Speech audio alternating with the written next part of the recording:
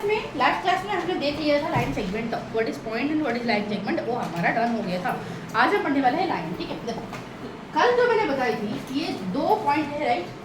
2 point का हम कुछ नाम रख लेते हैं, एक था मेरा ए, दूसरा का हमने रख लिया बी।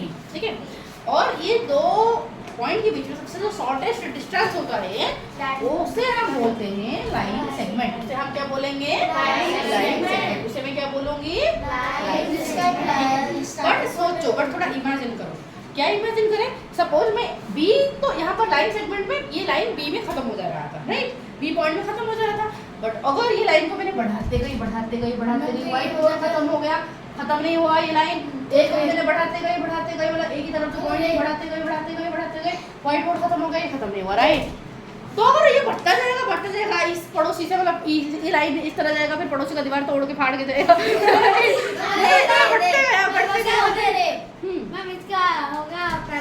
हाँ, तो इस बात को देखो, अगर इतना बड़ा लाइन है कभी खत्म होने का नाम ही नहीं ले रहा है, उसे हम पेपर में कैसे लिखे? उसे दिखाने के लिए भाई इसे पैरेलल लाइन नहीं बोलते हैं, शांति से आप बैठ जाइए, मैं समझा रही हूँ। ठीक है, सुनो। तो इसे बोला जब कोई ऐसे लाइन बढ़ता जा रहा है, दोनों तरफ इस तरह बढ़ता ही जा रहा है, तो इसको तो अब इतना बड़ा लाइन को हम तो लेके नहीं सकते, हमारा लिख नहीं सकते कॉपी में। तो उसको दिखाने के लिए हम क्या करते हैं, ये बढ़ता हुआ लाइन को दिखाने के लिए यहाँ पर हम एरो दे देते हैं। क्या दे देते हैं? इस तरह दोनों तरफ इस तरह एरो मार्क दे देते हैं। और ये क्या दिखाता है? ये दिखाता है कि ये जो लाइन खत्म नहीं होना है, लाइन खत्म नहीं हो रहा है, ये लाइन दोनों तरफ बढ़ता ही जा रहा है, लाइन दोनों तरफ बढ़ता ही जा रहा है। और इसको कहा कहते हैं हम लाइन, इसको हम क्या बोलते हैं? लाइन। ओके, ऐसे लाइन सेगमेंट जो कि दोनों तरफ एक्सटेंड होता जाएगा endlessly, that is called line. समझ आए? तो लाइन सेगमेंट जो कि दोनों तरफ इस तरह एंडलेसली बढ़ता ही जाता है, ये इंक्रीज होता ही जाता है, बढ़ता ही जाता है, एक्सटेंड होता ही जाता है, उसे मैं बोलूंगी लाइन। समझ आया कि? ठीक है, क्या इसका कोई एंड पॉइंट होगा? भाई इसका खत्म ही नहीं है, एंड का है, जहाँ पर एंड होगा तभी तो खत्म होगा ना। ये तो एंड होने का नाम ही नहीं ले रहा है, खत्म क्या होगा? इसका कोई एंड पॉइंट नहीं है, इसका कोई एंड पॉइंट नहीं है। ठीक है, तो इसको मैं कैसे लिखूं? इसे ऐसे लिखेंगे कि लाइन सेगमेंट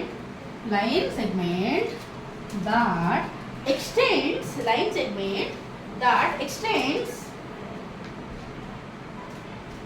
बीच में डॉट दे सकते हैं, बोथ साइड एंडलेसली दोनों तरफ इस तरह एक्सटेंड ही होता जा रहा है, तो उसे मैं क्या बोलूंगी? लाइन।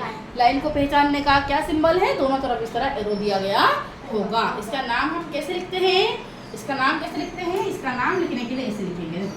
इसका नाम लिखने के लिए इस लाइन पर जो भी 2 पॉइंट होगा, यहाँ पर सिर्फ 2 पॉइंट है, यहाँ पर मैं क्या कर सकती हूँ, यहाँ पर पॉइंट दे दी, नाम दे दी सी, यहाँ पर मैंने पॉइंट दे दी, नाम दे दी डी। तो इसका नाम में कोई भी 2 पॉइंट उठा दूंगी, नाम लिख दूंगी, कोई भी 2 पॉइंट। तुम डीबी ले सकते हो, तुम बीसी ले सकते हो, तुम एडी ले सकते हो, तुम एसी ले सकते हो, तुम एबी ले सकते हो, जो लेना है लो। जस्ट इस लाइन पर एग्जिस्टेड 2 पॉइंट तुम्हें उठाने का है। समझ रहे कि ऐसे 2 पॉइंट उठाने का है। अब समझ रहे? तो कोई भी 2 पॉइंट उठा दो। कौन सा उठाए? तुम ही बोलो, कौन सा उठाए? एससी। ठीक है, तो अगर मैंने बोली एससी, इस तरह 2 पॉइंट उठा दी, इस लाइन पर एग्जिस्टेड 2 पॉइंट को मैंने उठा दी, उठाने के बाद ऊपर इस तरह सिंबल दे दिया, इसे मैं क्या बोलूं? इसे कहा जाता है लाइन का नाम। इसे क्या कहा जाता है? Name of line. हाँ, ये लाइन बढ़ता ही जाएगा। इसका नामकरण समझ आ गया? कैसे करें नामकरण? समझ आया? अब आगे चले। सुनो, इसका क्या कोई एंड पॉइंट होते हैं? नो, इसका कोई एंड पॉइंट, स्टार्ट नहीं कि खत्म नहीं। ये इसका ना ही शुरुआत का कोई पॉइंट है, ना ही खत्म होने का कोई नाम निशान है, कुछ नहीं। ठीक है, समझ आया? तो ओके, तो क्या इस बात को मैं इसको ऐसे लिख दूं?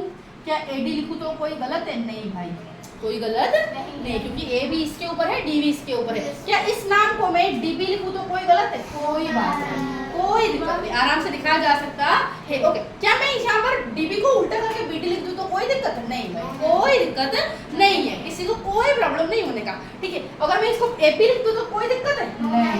अगर मैं बीए लिख दूं तो कोई दिक्कत है? नहीं, कोई प्रॉब्लम है ही नहीं। जिस जैसे मन मर्जी लिखो, तुम्हें फ्रीडम दे दिया गया, जैसे उठाओ 2 पॉइंट और लिखो। जस्ट लाइन पर, हाँ लाइन ये होना चाहिए कि इस लाइन पर 2 पॉइंट, जो भी 2 पॉइंट उठा सकते हो और उसका नाम लिख दो। बट ऐसे अगर कोई पॉइंट यहाँ पर होगा जो कि इस लाइन पर होगा ही नहीं, क्या इसको मैं ए ई लिख सकती हूँ? क्या ए ई लिखा जा सकता है? ऑफ कोर्स नेवर एवर कभी नहीं लिखने वाले हैं। समझ आए तो ओके, ऊपर का लाइन देना कभी नहीं भूलने का, ठीक है। मतलब ये है कि क्या जो ये मैंने बोली कि इसका नाम हम तब दे सकते हैं जब दोनों पॉइंट इसी लाइन के ऊपर एग्जिस्ट करते होंगे। क्या ये पॉइंट इस लाइन के ऊपर एग्जिस्ट करता है? नहीं, तो इसको मैं यूज करके इसका नामकरण कर सकती हूँ? नहीं कर सकती हूँ, तो मैं बोल रही हूँ। समझ आ गया अच्छे से सबको ना? कोई दिक्कत हुआ? क्लियर हुआ? ठीक है, चलो ओके। तो इसका कोई एंड पॉइंट है? कोई एंड पॉइंट नहीं होने का। तो अभी मैं तुम्हें दे दूंगी कुछ इस तरह फाइंड करने के लिए, तो कर पाओगे? आराम से कर पाओगे? वेरी गुड, चलो ठीक है। तो अगर लाइन हो गया तो फिर चलते हैं रे, ठीक है। अगर लाइन हो गया तो अब चलते हैं रे को, ठीक है। ओके, तो लाइन तुम्हें समझ आ गया? लाइन मतलब क्या है? दोनों तरफ बढ़ता ही जा रहा है। बट अगर एक तरफ बढ़े तो उसे बोलेंगे रे। खत्म, कहानी खत्म। लाइन मतलब एक दोनों तरफ इस तरह बढ़ता जा रहा है। बट अगर एक ही तरफ इस तरह बढ़ा, ठीक है, सपोज इसे मेरा शुरुआत हुआ और इस तरह मेरा बढ़ता ही जा रहा है, तो इसे मैं बोलूंगी रे। क्या बोलूंगी? रे। एक पर्टिकुलर पॉइंट से शुरू हुआ, एक पर्टिकुलर पॉइंट सपोज ए है, इस पॉइंट का नाम ए से शुरू हुआ और बी इस तरह बढ़ता ही गया। ओके, कहाँ खत्म होगा इसका कोई गारंटी नहीं है। दीवार फोड़ के, बिल्डिंग तोड़ के, ठीक है, ये जाने वाला है। समझ आए तो इसको हम पेपर में लिखने के लिए इस तरह एरो मार्क देके दिखा देते हैं। ये शो करता है, एरो मार्क शो करता है कि ये एंडलेसली जाता ही जा रहा है। समझ आए तो अच्छे से?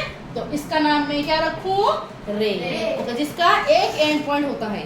एक तरफ वो स्टार्टिंग पॉइंट पता है बट एंडिंग पॉइंट हमें पता नहीं है। एंडिंग पॉइंट हमें पता नहीं है। समझ आए तो इसका मैं लिख सकती हूँ, इसका एक एंड पॉइंट होता है। कितने एंड पॉइंट होते हैं?